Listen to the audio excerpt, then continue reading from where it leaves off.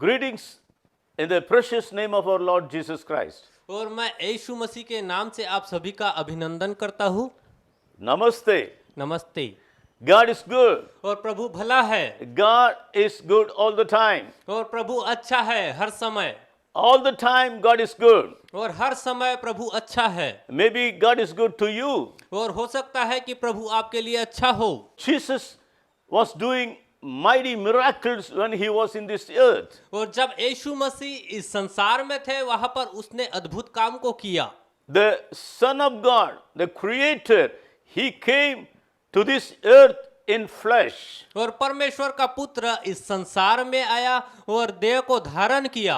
And his name is Jesus. और उसका नाम यीशु मसीह है। And Jesus, he was in this earth for 33.5 years. और यीशु मसीह 33.5 साल इस जगत में रहे। And he was doing help to the people, doing good to the people. और वहां पर रहकर संसार में रहकर लोगों की उसने मदद को किया। And he had 12 disciples. और उसके पास में 12 चेले थे। They were always with Jesus, they were following Jesus. और वे हर समय प्रभु यीशु मसीह के साथ में थे और उसके पीछे पीछे चला करते थे। And one day the disciple asked Jesus to teach them how to pray. और एक दिन एक शिष्य ने प्रभु यीशु से पूछा कि हमें तू प्रार्थना करना सिखा। So Jesus said a model prayer. और यीशु मसीह ने वहां पर एक प्रार्थना का नमूना करके बताया। And we read that in Matthew chapter 6 verse 13. और हम वहां पर पढ़ते हैं मत्ती रचित सुसमाचार अध्याय 6 वचन 13।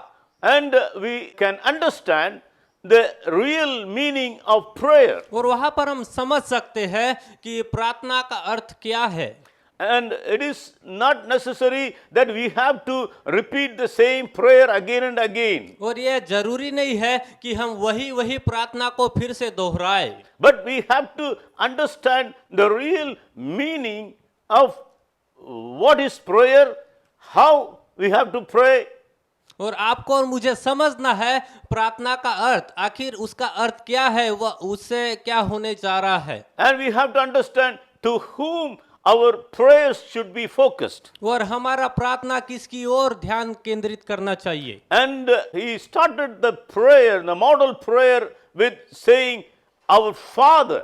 और वहां पर एक प्रार्थना का नमूना करके वहां पर प्रभु ने दिखाया कि यह शब्द कर कर कि पिता। Our Father. और हमारे पिता, स्वर्गीय पिता। So the Father God, He is the creator of universe, everything that is being created. और वहां पर यह इस प्रकार से शुरुआत करता है, हमारे पिता। And our prayer should be focused to the Father, the creator. और हमारा प्रार्थना वो परमेश्वर की ओर ध्यान देना चाहिए जो हमारा सृष्टि करता है। Secondly, he says, Our Father who is in heaven, thou art in heaven, who is in heaven. और दूसरी बात यह कहता है कि स्वर्गीय पिता जो स्वर्ग में है। And you have to understand there is heaven. और वहां पर आपको समझना है कि वहां पर एक स्वर्ग है। Finally, after the coming of Jesus or after our death, we are going to the Father. हो सकता है प्रभु यीशु मसीह के आने के बाद आप वहां पर हो सकते हैं या प्रभु के साथ में आप और मैं वहां पर हो सकते We हैं। have to understand very clearly that our prayer should be focused to the Father who is in heaven. और आपको और मुझे समझना है कि हमारा प्रार्थना परमेश्वर की ओर ध्यान केंद्रित करना चाहिए जो कि स्वर्ग में है। He also mentions that we have to understand that all that is happening according to the will of God. और वहां पर आपको और मुझे समझना है कि सब कुछ जो भी घटित हो रहा है वह परमेश्वर की इच्छा के द्वारा हो रहा है। And we have to understand there is a need for prayer. और वहां पर एक जरूरत है प्रार्थना की। And many people they think God knows everything, why I should pray? और वहां पर बहुत से लोग ऐसे समझते हैं कि परमेश्वर सब कुछ जानता है, हमें जरूरत नहीं है उतना प्रार्थना करने की। And prayer makes you to depend upon the grace of God. और प्रार्थना आपको इस प्रकार से निर्भर करता है परमेश्वर के अनुग्रह के लिए। You cannot do or you cannot live by yourself. और आप अपने में से ही नहीं जीवन को जी सकते। You have to get connected with God, that is prayer. और आपको परमेश्वर के साथ में संबंध को बनाना पड़ेगा, वो प्रार्थना है। And that is the meaning of prayer. और उसी का मतलब है प्रार्थना। So we have to pray. और हमें प्रार्थना करना है। We have to depend upon God, the Almighty. और हमें सर्वसामर्थी परमेश्वर पर निर्भर रहना है। And prayer, somebody said, prayer is like a breath that we breathe. और किसी ने कहा है कि प्रार्थना श्वास के समान है, जैसे हम श्वास को लेते हैं। Jesus taught his disciples to pray. और यीशु मसीह ने अपने चेलों को सिखाया कि कैसे प्रार्थना करें। And final words, he said three important things. और आखिरी में वहां पर 3 बातों को उसने कहा। That is recorded only in the Gospel of Matthew. और वह केवल मत्ती रचित सुसमाचार पर वहां पर लिखा गया है। He very clearly mentions to the disciples to understand. और उसने साफ तरीके से वहां पर लिखा है या बताया है अपने चेलों को समझाने के लिए। And he said, for thine is the kingdom. और वहां पर वह कहता है कि आपका राज्य आए। They have to understand the kingdom belongs to God. और वहां पर समझना है कि जो राज्य है परमेश्वर से संबंधित है। Now we have to understand, of course, we have to understand that the kingdom belongs to God. और हमें यह समझना है कि जो राज्य है वो परमेश्वर से संबंधित है। And if the kingdom belongs to God, that means He is the King of kings and He is the Lord of lords. जो कि राज्य उससे संबंधित है, तो हमें यह समझना है कि यह राज्य उसका है, वो राजाओं का राजा है, प्रभुओं का प्रभु है। And if He is the king, और वो राजा है, that means that He has the authority. मतलब उसके पास में अधिकार है। We have to understand the authority of God, authority of Jesus. और हमें समझना है परमेश्वर के अधिकार के विषय में, यीशु मसीह के अधिकार के विषय में। The authority that is above all the authority that has been created here. और जो अधिकार है प्रभु के पास में, वो सब अधिकारों से ऊपर है। A man says that he has some authority. और मनुष्य बोलता है कि हमारे पास में कुछ अधिकार है। But God's authority is supreme authority. और परमेश्वर का जो अधिकार है वह सर्वश्रेष्ठ है। And we have to understand, Jesus said very clearly. और हमें यह समझना है, और यीशु साफ तरीके से वहां पर बताते हैं। And in Matthew chapter 28, he says, all power and authority has been given to me. और वहां पर मत्ती रचित सुसमाचार अध्याय 28 वहां पर यीशु मसीह इस प्रकार से बताते हैं कि स्वर्ग और पृथ्वी का सारा अधिकार मुझे दिया गया है। And authority, in other words, it means dominion or the ruling authority. अधिकार का मतलब होता है कि राज्य करना और उसको निर्धारित करना या उसको ले चलना या नेतृत्व करना। Of course, God has given us, His children, who believe the ruling authority, the dominion. और सच में परमेश्वर ने अधिकार आपको और मुझे दिया है कि हम भी अधिकार करें। Oh, we have lost the authority because of the disobedience of Adam and Eve. और हो सकता है हमने उन अधिकारों को खो दिया क्योंकि आदम और हवा ने पाप किया और उनके द्वारा हमने उन अधिकारों को खो दिया था। And we can get back the same authority through Jesus Christ by His obedience on the cross of Calvary. लेकिन फिर से हम उन अधिकारों को प्राप्त कर सकते हैं क्योंकि यीशु मसीह ने जो कलवरी क्रूस पर आपके लिए और मेरे लिए अपने आप को दे दिया। And we have to understand that authority. और हमें उन अधिकारों को समझने की आवश्यकता है। And Jesus said, if you say with authority or in faith for the mountain to be removed, it will be removed. और यीशु मसीह आपको और मुझे बोलते हैं, यदि विश्वास के साथ या अधिकार के साथ में आप उस पहाड़ को बोलते हो कि हट जाए, तो वो हट जाएगा। The centurion who came to Jesus, he understood the authority of Jesus. वो एक सूबेदार प्रभु यीशु मसीह के पास में आया और उसने उस अधिकार को समझा।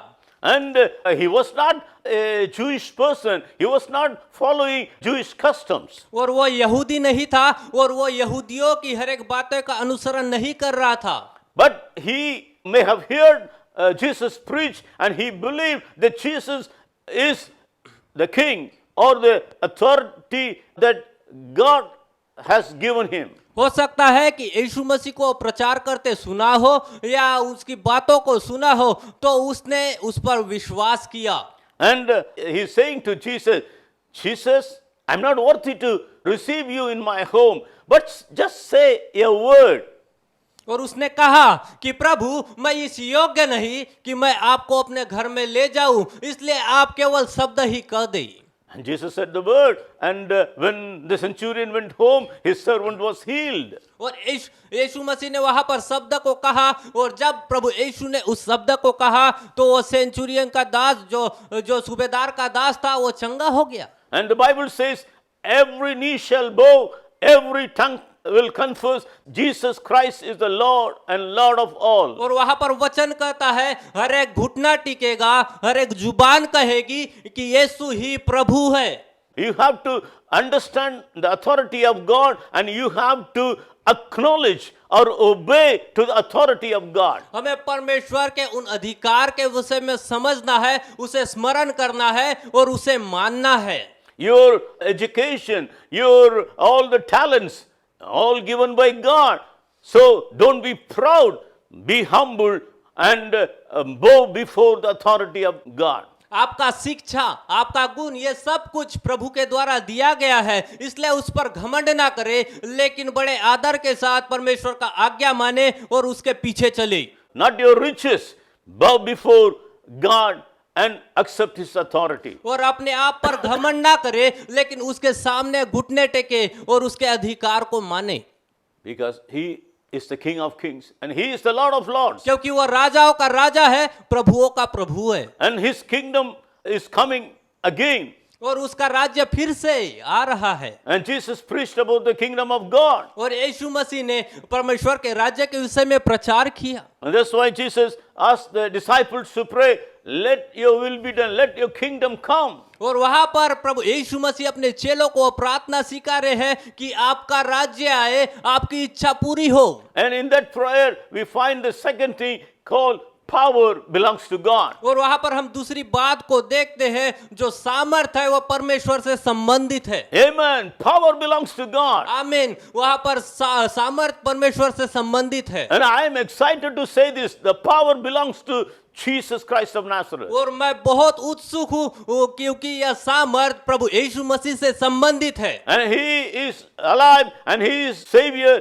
and Son of God. और वह जीवित है, वह जीवित परमेश्वर का पुत्र है। And His power can do everything. और उसका सामर्थ सब कुछ कर सकता है, And nothing is impossible और with उसके God. लिए कोई भी बात ऐसी असंभव नहीं है। And the power of Jesus will save you. यीशु का सामर्थ आपको बचा सकता है, The power of Jesus will heal you. और यीशु का सामर्थ आपको चंगा कर सकता The है। power of Jesus will break every chain and bondage that is in your life and your family. यीशु का सामर्थ हर एक उन जंजीरों को तोड़ सकता है जो आपके जीवन में है। And the power of Jesus will drive out every type of demon in heavenlies and in hell. और यीशु का सामर्थ हर एक उन दुष्ट शक्ति को निकाल सकता है आपके जीवन से। Nothing can stand before the power of God. और कोई भी ऐसा जो दुष्ट शक्ति है प्रभु के सामर्थ के सामने टिक नहीं सकती, And the power belongs to Jesus. क्योंकि सामर्थ प्रभु यीशु से संबंधित है। He will do, and He has the power to do everything what He has promised in your life. और जो कुछ भी प्रभु ने वायदा किया है वह आपके लिए करेगा। He is not a man saying, oh, sorry, I cannot do it, I don't have the power. और वो ऐसा नहीं बोलता कि मुझे क्षमा करे क्योंकि मेरे पास में सामर्थ नहीं है, Because the Bible says all power, all authority belongs to Jesus. क्योंकि वचन बताता है कि सारा सामर्थ, सारा अधिकार प्रभु यीशु से संबंधित And है। I have seen Jesus doing great miracles even now.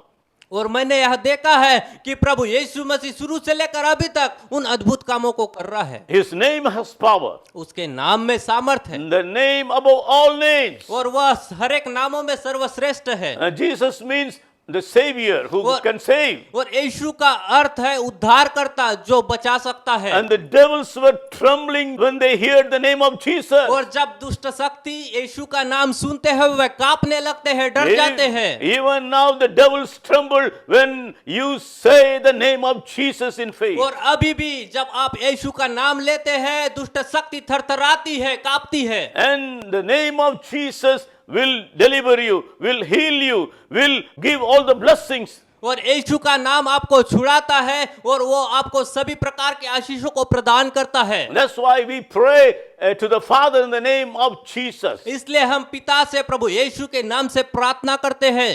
And Jesus died on the cross and he was buried and he rose again on the third day and he is still alive. इसलिए यीशु मसीह आपके लिए मारे गए, गाड़े गए, फिर से जी उठे और तीसरे दिन में वह आपके लिए और मेरे लिए जी उठे। His name has power. उसके नाम में सामर्थ है And also his word has power. और उसके शब्द में भी सामर्थ है। Jesus is the word. और यीशु वचन है। The word, there was word in the beginning and the word became flesh and that is Jesus.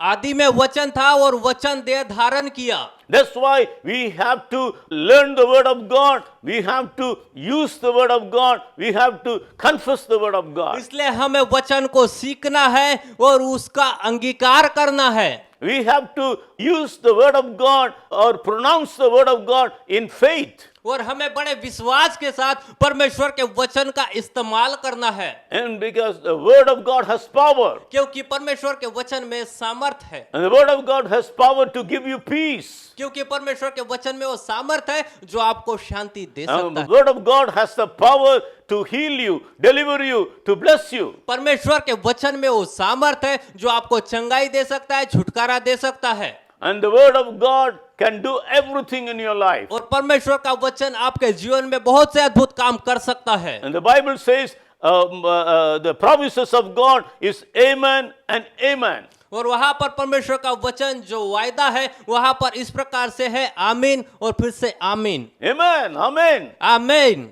And the word of God will be fulfilled no matter what is the situation. और वचन पूरा होगा, परिस्थिति चाहे कुछ भी हो। Amen. And the blood of Jesus has the power. और यीशु के लहू में सामर्थ है। Amen. The blood of Jesus has power. आमीन। यीशु के लहू में सामर्थ है। You may think, oh, the blood of Jesus was shed on the cross of Calvary. और आप सोच सकते हैं कि यीशु का लहू जो कलवरी क्रूस पर बहाया गया, What will it do to me? और वह मेरे लिए क्या करेगा? What use it is for me? और उसने मेरे लिए क्या किया? And the blood of Jesus, which was shed 2000 years ago, it has the same power to save, heal, deliver. और जो 2000 वर्ष पहले प्रभु यीशु मसीह ने अपने लहू को कलवरी क्रूस में बहाया, वही सामर्थ आज भी वो आपके लिए मेरे लिए करता है। And a bishop asked what the blood of Jesus can do after 2000 years. और एक बिशप ने मुझसे पूछा कि यीशु का लहू जो 2000 साल पहले बहाया गया है वो आज क्या करेगा? But Bible says the blood of Jesus has the power to clean you, to save you, to do all the things that you need in your life. और पवित्र शास्त्र बताता है कि यीशु का लहू आपको साफ करता है और आपको चंगा करता है और वो आपके हर एक जरूरतों को पूरा करता है। Because the blood is a life for a man. क्योंकि यह जो लहू है जो मनुष्य का जीवन है। And Jesus gave his life so that we may have life. और यीशु मसीह ने अपने जीवन को दिया कि आपका और मेरा जीवन हो। That's why there is power in the blood of Jesus. इसलिए वहां पर यीशु के लहू में सामर्थ है। And we need not sacrifice any animal, but we have to believe the sacrifice of Jesus and we have to believe the power in the blood of Jesus. इसलिए हमें जरूरत नहीं है कि हम किसी जानवर का बलि चढ़ाएं, क्योंकि यीशु मसीह ने ही आपके लिए मेरे लिए अपने आप का बलिदान कर दिया है। He was beaten, he was like torn, he was plowed. The blood was shed not only on the cross, in the street, in every place. वह आपके लिए मारा गया और हर एक एरिया में, हर एक भागों में वह आपके लिए उस लज्जा को सहा। His blood was on the street and his blood was falling down when he was beaten. और जब वह कोड़े से मारते जा रहा था उस समय में उसका लहू ऐसा बहे जा रहा था। When he was nailed, his blood was flowing out. और जब उसके हाथ में जब वो खिले ठुकवा रहे थे उस समय में उसका लहू बह रहा था। Even the last drop of blood was shed for you and me. और यहाँ तक कि उसका आखिरी लहू का कतरा भी आपके लिए और मेरे लिए बहाया गया है। He gave his life so that we may have life. और उसने अपने जीवन को आपके लिए और मेरे लिए दिया कि आपके और मेरे पास में जीवन हो। And his spirit has power. और उसके आत्मा में सामर्थ है। Amen. His Spirit has power. आमेन। उसके पवित्र आत्मा में सामर्थ है। The Holy Spirit is no other spirit, but it is the Spirit of God. वो क्यों? यह पवित्र आत्मा और कोई नहीं, यह पवित्र आत्मा परमेश्वर का आत्मा है। Amen. And Amen. we read in the Bible that God is Spirit. हम पवित्र शास्त्र में पढ़ते हैं कि परमेश्वर आत्मा है, He is Spirit. वह आत्मा है, So, that is Holy Spirit. वह पवित्र आत्मा है God's Spirit has power. और पवित्र आत्मा में सामर्थ है। And in the Bible, it is very clearly says about the power. The word is written is dunamis. और वहां पर पवित्र शास्त्र बताता है कि जो पावर शब्द इस्तेमाल किया गया है उसका मतलब, उसका नाम है डुनामिस। Dunamis means like a bursting power. और डुनामिस का अर्थ यह होता है कि जैसा विस्फोटक सामर्थ। The English word we know dynamite. It came from the word dunamis. Dynamite is like a bomb. It bursts everything. जो अंग्रेजी भाषा में एक शब्द इस्तेमाल किया गया डायनामाइट, जो विस्फोटक करके होता है। The Spirit of God has power. और परमेश्वर के आत्मा में सामर्थ है। And finally, और अंत में Jesus wanted his disciples to understand. और प्रभु यीशु मसीह ये चाहते हैं कि उसके चेले समझे Glory belongs to God. और महिमा परमेश्वर से है। The glory belongs to God. महिमा परमेश्वर से है Nobody can have the glory. और किसी के पास में महिमा नहीं है। All glory, all power, all grace, all the good things, it belongs to God. पूरा महिमा, पूरा शक्ति, पूरा सामर्थ, सब कुछ प्रभु से संबंधित We है। have to worship him and worship him alone. और आपको उसकी आराधना करना है, उसी अकेले की आराधना करना He है। is the only one worthy to be praised and worthy to be glorified. केवल वही एक योग्य है जो उसकी हम आराधना कर सके। You have to understand. आपको और मुझे समझना है। And he is the King of glory. और वह महिमा का राजा है And he is sitting on the throne. और वह सिंहासन पर बैठा हुआ है। And if you understand his majesty, his greatness, then your life will be blessed. यदि आप उसके वैभव या महाप्रताप को समझते हैं तो आप उसकी महिमा करेंगे। Bow down and worship his majesty, worship his authority. और घुटने टेके उसके सामने और उसके महिमा को या उसके वैभव को, प्रताप को जाने Accept his authority. और उसके अधिकार को स्वीकार करें। Every morning I do. और हर सुबह मैं करता हूँ I bow down, I tell God, Lord, I accept your authority. और मैं घुटने टेकता हूँ और कहता हूँ कि प्रभु मैं आपके अधिकार को स्वीकार करता हूँ। Not me, Lord, but you. और मैं नहीं प्रभु जी, केवल आप। You are the King of kings. आप राजाओं के राजा हैं। And you are a glorious God. आप महिमा के परमेश्वर हैं। All glory belongs to you, Lord. क्योंकि सब महिमा आपसे संबंधित है प्रभु। And God is sitting on the throne with the glorious presence. और परमेश्वर वो सिंहासन पर विराजमान है और वो महिमा आपकी है। When you accept his majesty and authority, then the glory of the Lord will fill your life. जब उसके आप वैभव को और महिमा को जब स्वीकार करते हो तब प्रभु आपको ऊंचा उठाता है। You have to be filled with the glory of God every moment of your और life. आपको हर समय परमेश्वर के महिमा से भरना है। And Moses was filled with the glory of God. और मूसा परमेश्वर के महिमा से भरा हुआ था। And that's why his face was shining. इसलिए उसका चेहरा बहुत चमक रहा था। And if you want your life to be shining before others, you have to accept his greatness, his wonderful majesty, and you have to accept his glory. यदि आप चाहते हैं कि आपका चेहरा भी उसी के समान चमके तो आपको उसकी महिमा को स्वीकार करना है, उसके अधिकार को स्वीकार करना है। In heaven, the angels 24 hours, whole week and whole year, they say, the Lord of hosts, a wonderful praise and worship is going on. और वहां पर स्वर्गदूत है जो स्वर्ग में है, वो 24 घंटा प्रभु की स्तुति करते रहते, वह कहते हैं सेनाओं का यहोवा परमेश्वर पवित्र पवित्र पवित्र है। Amen. Amen. Holy, holy, the Lord of hosts. Holy, holy, the Lord of hosts. Say it again and again. Worship his majesty. His glory will fill your life. और वो इस प्रकार से कहते हैं कि सेनाओं का यहोवा परमेश्वर पवित्र पवित्र पवित्र है, और इसी प्रकार से आप हमेशा कहते रहिए And your life will be holy. और आपका जीवन पवित्र होगा। And one day, Jesus is going to come back again, and we are going to enter into heaven, and we are also going to worship the Lord of hosts. Holy, holy, holy, the Lord of hosts. और एक दिन प्रभु आपको और मुझे लेने आ रहे हैं और हम एक दिन उसी के संग में जाएंगे और हम भी उसी प्रकार से करेंगे कि सेनाओं का यहोवा परमेश्वर पवित्र पवित्र पवित्र है, He is the King of kings. क्योंकि वह राजाओं का राजा है And he has the authority. और उसके पास में अधिकार है And he has the power. और उसके पास में सामर्थ है And all glory belongs to him. और सारा महिमा उससे संबंधित है। Understand, accept, और and give praise to God. और इन बातों को समझे और परमेश्वर को स्तुति दे। Every bondage, every sickness, and everything that is being bothering you will all leave.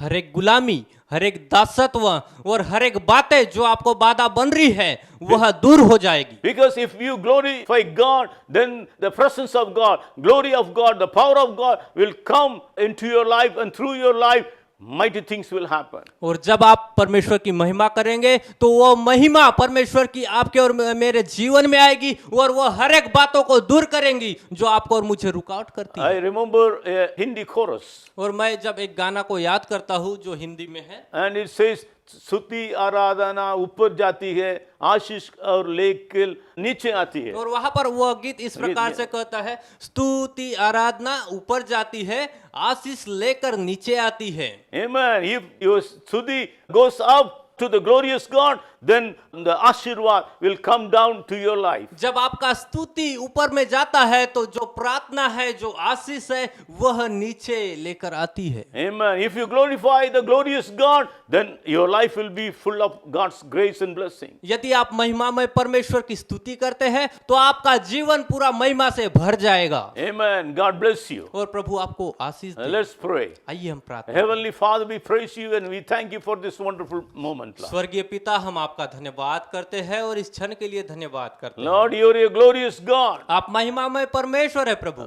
Bless your people, Lord. आपने लोगों को आशीष दे। In Jesus' name I pray. यीशु के नाम से मांगते हैं, Amen. आमीन। सबको जय मसीह की।